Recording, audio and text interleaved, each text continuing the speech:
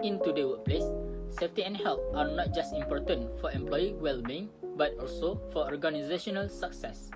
While traditional risks such as chemicals and machinery are serious, one of the most critical concerns is workplace violence and harassment. This can include verbal abuse, bullying, physical assault, and sexual harassment. Such incidents not only cause severe psychological harm, but also lower moral and reduce productivity. From a human resources perspective, preventing workplace violence is essential. Human resources plays a vital role by implementing safety policies, providing training, and ensuring compliance with health regulations. More importantly, human resources must establish zero-tolerance policies, create safe and confidential reporting channels, and raise awareness so that employees feel protected and respected at work. Workplace violence may come from colleagues, supervisors, customers, or even outsiders, and it can take many forms, from verbal threats to physical assaults.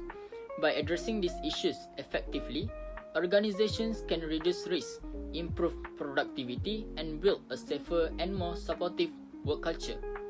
This presentation will highlight how human resources can create a safer workplace by promoting health initiatives, addressing hazards, and developing a strong culture of safety.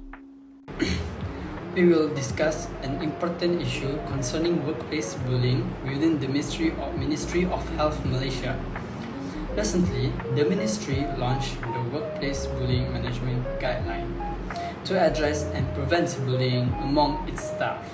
Health Minister Datuk Seri Dr. Zulkifli Ahmad emphasized the ministry's zero-tolerance policy towards such behavior, stating that it will not normalize any form of toxic culture within its organization.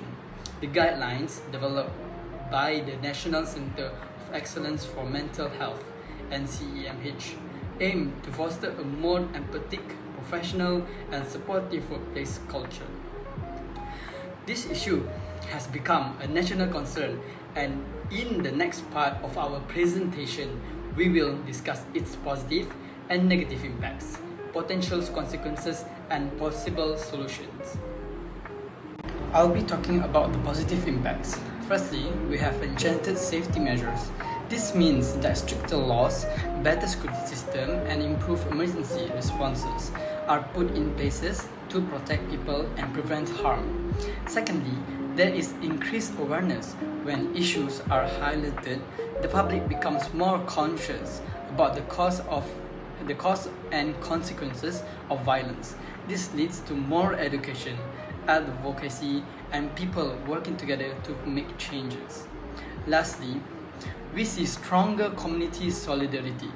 People are encouraged to unite, support each other, and take collective action for peace and justice.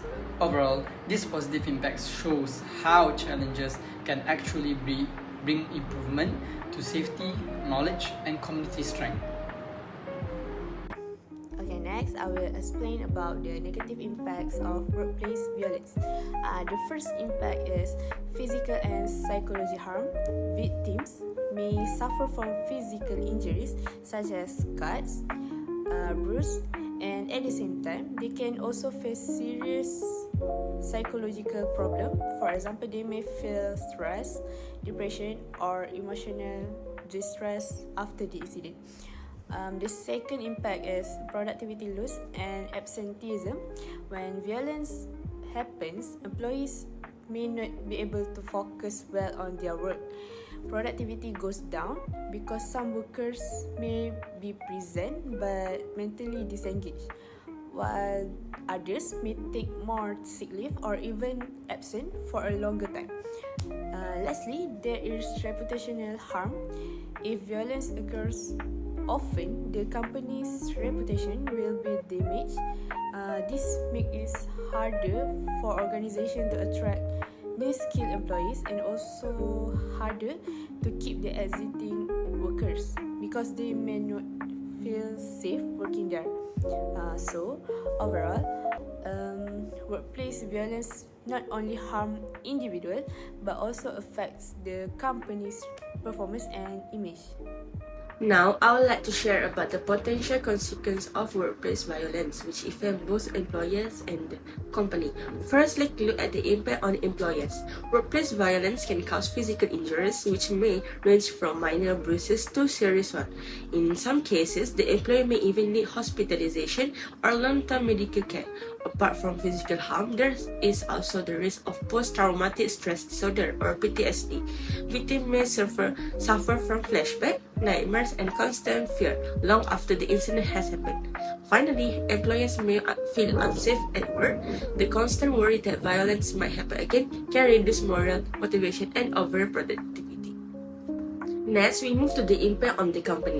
The first consequence in reputation damage. Negative publicity about workplace violence can harm the company image, making clients, customers, and even potential hires lose trust. The second is high staff turnover. Skilled employers may decide to leave in search of safer work environment, which will increase the company recruitment and training costs. Lastly, workplace violence can cause financial loss.